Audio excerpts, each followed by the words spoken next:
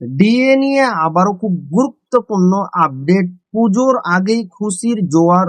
সরকারি কর্মচারীদের জন্য 20% ডিএ ও আগাম বেতনের উপহার। তো ভিডিওটি 1 সেকেন্ডের জন্য স্কিপ করবেন না, পুরোটা দেখবেন। চ্যানেলে নতুন হয়ে থাকলে অবশ্যই চ্যানেলটিকে সাবস্ক্রাইব করবেন এবং আমাদের পাশে থাকবেন। তো ভিডিওটি শুরু করা যাক। দুর্গা পূজার প্রাক্কালে রাজ্য সরকারি কর্মচারীদের জন্য বড় স্বস্তির খবর নিয়ে এলো রাজ্য সরকার।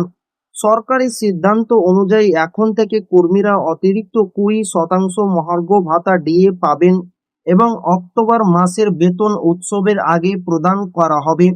চলতি বছরের সেপ্টেম্বর মাস থেকেই এই বর্ধিত ডিএ কার্যকর হবে এবং দুর্গা পূজার কেনাকাটার সুবিধার্থে মাসের শেষের পরিবর্তে নির্ধারিত সময়ের আগেই অক্টোবর মাসের বেতন মিটিয়ে দেওয়ার জন্য অর্থমন্ত্রী ও অর্থ সচিবকে নির্দেশ দেওয়া হয়েছে।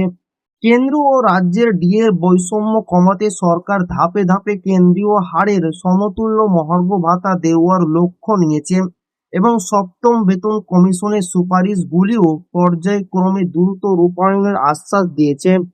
রাজ্য পুলিশের জন্য বিশেষ সুবিধার কথাও ঘোষণা করেছে সরকার।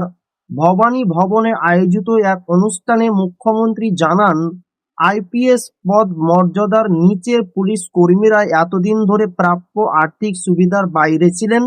তাদের দীর্ঘদিনের আর্থিক সমস্যার কথা বিবেচনা করে পুলিশ বাহিনীর স্বার্থে একাধিক গঠনমূলক পদক্ষেপ নেওয়ার নির্দেশ দেওয়া হয়েছে।